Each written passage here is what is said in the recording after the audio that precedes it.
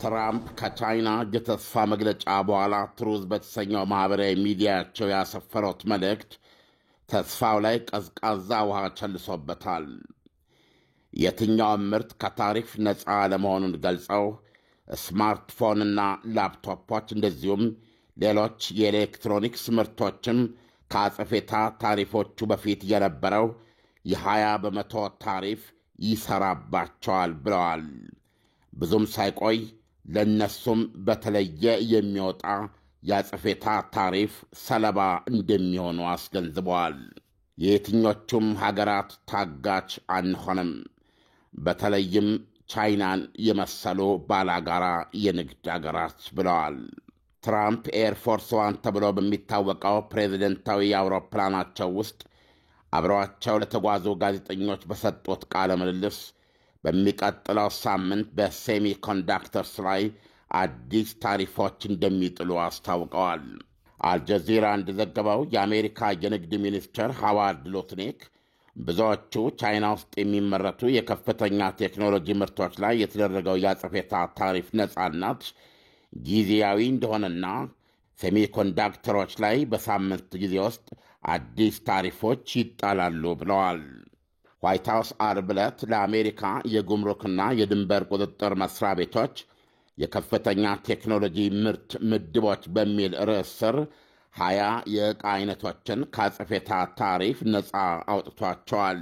ትራምፕ ትናንት እሁድ የሰጡት ማንም ከታሪፍ ሜንጦ ላይ እየወረደ አይደለም የሚለው መግለጫቸው በዓለማችን ሁለቱ ግዙፋን የኢኮኖሚ ኃይላት መካከል የተባባሰውን ውጥረት እያረገበ ሊሄድ የሚችል ጅምር ተደርጎ የተጣለበት ተስፋን ወዲያውኑ ድርግም ያደረገ ነው።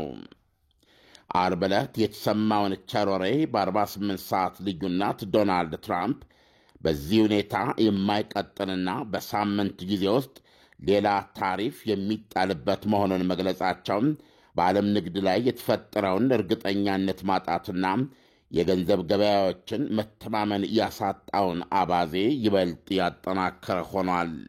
አልጀዚራ የጠቀሳቸው ዳንኤል ኢቭስ የተባሉም የዊድቡሽ ተቋም ተንታኝ ለመዋለ ንዋይ አፍሳሾች ትናንት እሁድ በጻፉት ማስታወሻ በዚህ ከዋይት ሃውስ የሚወጣ ማብቂያ የሌለው ዜና ምክንያት የተፈጠረው ግዙፍ ውዥንብር ወይም ግራ መጋባት ኢንዱስትሪዎችን ራስ የሚያዞርና የአቅርቦት ሰንሰለታቸውን ለማቀድ ለማሟላትና ለመግዛት የሚሞክሩ ኩባንያዎችን ደግሞ ከባድ ሀኬት ላይ ይጣል ነው ብለዋል።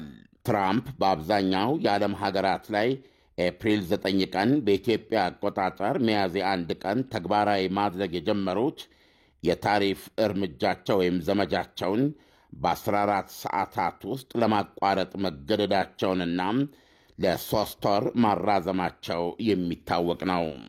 ከዚህ በኋላ በሁለቱ ሀገራት የታሪፍ ምጣኔ ላይ የሚደረግ መጨመር ተራ የቁጥር ጨዋታ ከመሆን አያልፍም። ምክንያቱም በዚህ ሁኔታ ውስጥ በሁለቱ መካከል ሊካሄድ የሚችል ትርጉም ያለው ንግድ አይኖርምና ማለቷ አብሮ የሚታወስ ነው። ጦርነቱንም እስከ መጨረሻው ሰዓት ድረስ ለመጋፈጥ ዝግጁ መሆኗን መግለጿ ይታወቃል። ይህ በእንዲህ እንዳለ የቻይናው ፕሬዚዳንት ሺ ጂንፒንግ ከአሜሪካ የታሪፍ ቱማታ በኋላም ሀገራቸው ከደቡብ ኤሽያ ሀገሮች ጋር ያላትን የንግድ ግንኙነት ለማጠናከር ያለመ ጉብኝት በዛሬው ዕለት ይጀምራሉ።